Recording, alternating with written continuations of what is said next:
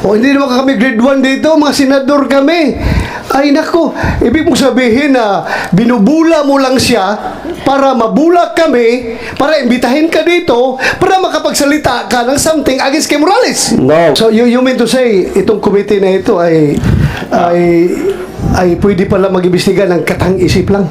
Ako po, We are not interested of your dagdag linaw. Dali, katang-isip lahat ng sinasabi mo doon? yes sir. Kinakatang-isip mo ito si... Kaya nga po humingi po sa punto pong ito, nais ko pong ipabatid sa galang-galang na Senado. Wala akong intensyon na pigilan at ang totoo ay upang patunayan lang sa bayan ang dalawang bagay. Ano po yun? Na napakadali pa lang mapunta dito. Gagawa ka lang ng isang kwento at katang-isip na kwento sa pamamagitan ng pambobola, mapupunta ka na rito.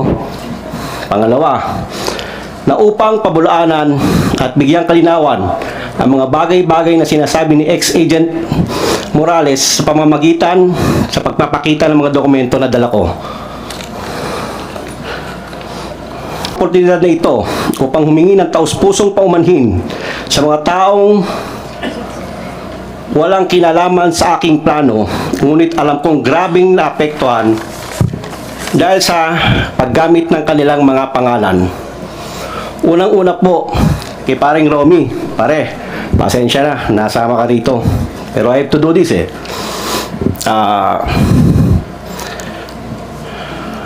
pangalawa po, sa pangalan ni Ginoong James Kumar, kung asan man po siya, pasensya na po. Sa nasabi ko po na dokumento, ipakikita ko pang magbigay dagdag linaw sa sinasabi ni Expedient Morales. Nandito po yon.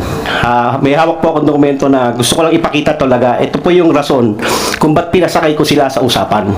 Para makapunta lang po ako rito at may presenta mga dokumento sana na magbibigay linaw sa mga sinasabi ni Agent Morales. Ano yung sabi mo, pinasakay?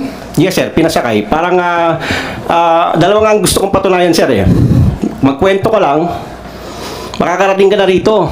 Kwentong barbershop sir. Kwentong barbero lang, katang-isip.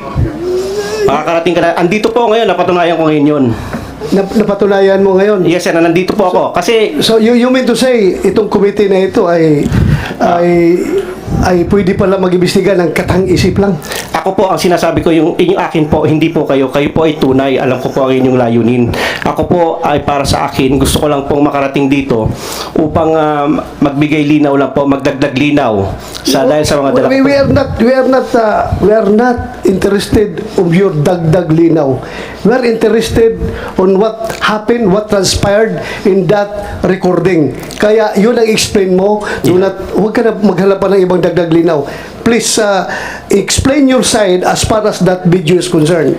Yun po ay katang-isip ko lang, pasensya na po kayo. Kaya po humingi po ako ng tawad nga po kay paring Romy at saka kay... Katang-isip na... Kasi actually sir, hindi naman para hindi naman para sa lahat yun Sa amin lang sana yun. Pero dahil po na napunta po ako dito, dahil nga po sa isang salita niya na... Sandali, katang-isip lahat ng sinasabi mo doon? Yes sir. Kinakatang-isip mo ito si... Kaya nga po humingi po ako ng tawad sa kanya Kaya... Wow! O hindi naman kami grade 1 dito, mga senador kami. Ay nako, ibig mong sabihin na binubula mo lang siya para mabula kami, para imbitahin ka dito, para makapagsalita ka ng something against kay Morales. No, mali po. Ganon. Yan ang mali po, hindi po kayo hindi po kayo dapat kong bulahin. Hindi ako binubula mo, siya ang binubula mo para pagbula mo sa kanya, mabubula rin kami kasi may video yun nga usapan ninyo Ibig mong sabihin, ganun kakagaling iyo. Kahit na ilang bisis ka, kaso mo, yung kaso mo, huwag mong... pasis ko lang yun. Yes sir, I understand pasis sir. Lang yun sa aking panerbisyon pagkapulis. I understand. Kaya huwag mo akong bilugin dito Yes sir. Kung siga ka, kung maro ka sa labas, kung nabubula mo yung ibang tao, not me. Now, please, continue. Explain your side yung nangyayari sa usapan na yun. Sige, I will give you the floor. Huwag kang lumihis sa ibang topic. Yun lang muna. Stick to that video.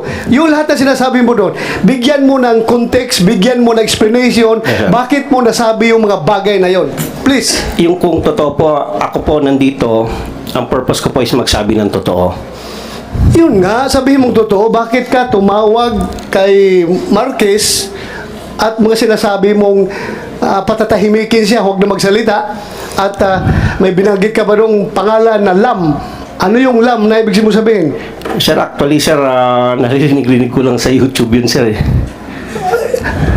You play, kumsek, you play. Baka sabihin naman, Hindi, ibig sabihin, sir. baka ibig sabihin, yung committee na ito, gumagawa na naman ng AI generated video recording, ha? Kumsek, please play the video.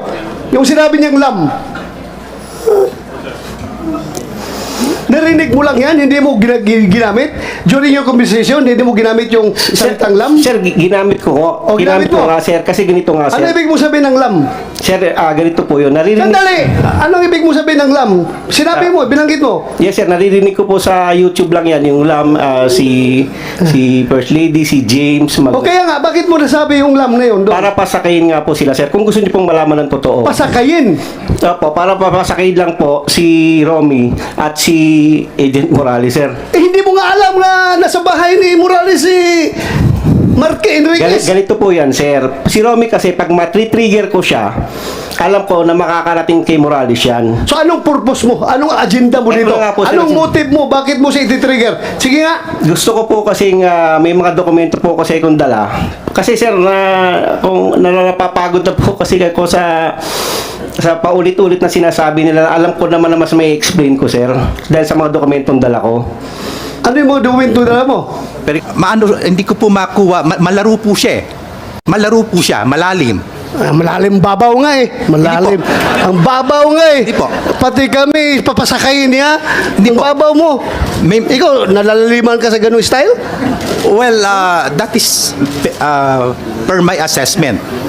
Kasi may mga statements po siya na Baka ang malalim sa'yo yung tao na mahilig pumatay ko, no? Mapapil-papil. Yan ang lalim sa'yo? Malaliman ka niyan? No, Your Honor. I've been with him with Napolcom for almost 5 years. So you confirm na yung narinig natin na video recording at saka yung nilagay ni Morales na mga wordings doon, narinig mo yan during your conversation with Santiago? Yes, Mr. Senator. Do you confirm or deny? I don't deny. Para po sa Hindi, yung sinabi niya na binubula ka lang niya. Well, Para daw makapasok siya dito sa Senado at makapagbulala siya ng mga record na hawak niya against Morales. Mr. Senator, I cannot accurately answer what is his intention. That is his intention. Pero with all sincerity, do you think yung usapan niyo, binubula ka lang niya, pinapasakay ka lang niya, taga DOJ ka eh. Huwag mo sabihin, XPDI agent ka. Huwag mong sabihin, ganun ka kababaw. Well, Ano? Mr. Senator, knowing him, perhaps that is his intention. Pwede kang mabula niya. Well, vulnerable po ako pagka sa kaibigan. Pagkakaibigan Andito po, na walang masamang tinapay. I cannot judge a person based on his past. Just like Kuya Jonathan Morales. Who am I to judge? Meron din po ako mga imperfections. Okay? Okay, so... Yun po yung aking position. Kung binobola niya ako, mali yan. That is not my intention. Even kuya, nagtampo ako sa'yo. Eric Santiago, kung nambubula ka, bakit dinadamay mo pangalan ni Lam? Sir, para po makatotohanan ng istorya. Para makatotohanan. Kasi hindi ko po pwedeng bulahin si Romy kung hindi ako babanggit ng mga keywords na magri-ring sa utak nila, sir. So anong purpose mo bulahin siya? Siya lang, sir. Siya lang. Bakit mo, anong purpose na bulahin siya? Kasi para ipatawag kita dito. Para Ultimately, para ipatawag kita dito at may bulalas mo yung mga records against Morales. Ganon ang intention Actually, mo. sir, hindi naman po against Morales po yung records ko. Kaya nga, para mailabas mo yung Yes, sir. record na sabi mo. Yes, sir. Na nagawa ko po ngayon nga na nandito po nga po ako, sir. Wow, ang galing mo. Galing mo. Ako, I find it very strange na gano'n ang approach mo. Para may patawag ka ng komite na ito, bulahin mo siya para may pakita ang, wow, gano'n ka-genius pala mag-tirada. At dinideny mo lahat ng sinasabi mo sa video na yan. Hindi ko nga sir dinideny, inaamin ko nga po sir. Dinideny mo nga yung truthfulness. Yes sir, yes sir. Ha? Opo, Yung opo. veracity, totoo yan. Yes, sir, yes, Pero sir. yung truthfulness ang sinasabi Yes, sir. mo, sa video na yan ngayon, dinideny mo. Yes, Sabi sir. mo lang, nabubula ka. Yes, sir. Wow, kasi may video. Pero No, kung sir. walang video yan, hindi mo dideny yan. Sir, actually, pwede ko i-deny yun, sir. Excuse me po, sir. Pwede ko sabihin AI, pwedeng sabihin ko naman na hindi po ako yung kausap eh. Pwede ko pong gawin yun.